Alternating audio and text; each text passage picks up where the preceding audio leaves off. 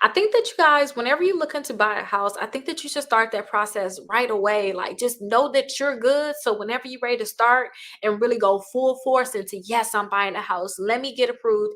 I think that you guys should start that process early. Talk to a mortgage broker, see what they're looking for, see if they're going to be able to approve you, see if your credit is good, see if your debt to income is good. So I think that you should start this, I'll say a few months ahead of the time before you're looking to buy a home.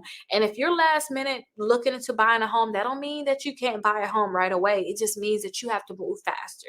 That's all that means. So I think your first step is to talk to a mortgage broker. And if you need help talking to a mortgage broker, you want to find a good one in your area, please go ahead and contact me. You can see my number here, 407-374-2747. Please go ahead and contact me, and I can help you find that mortgage broker in your area, and then also find you a realtor that's in your area that can help you with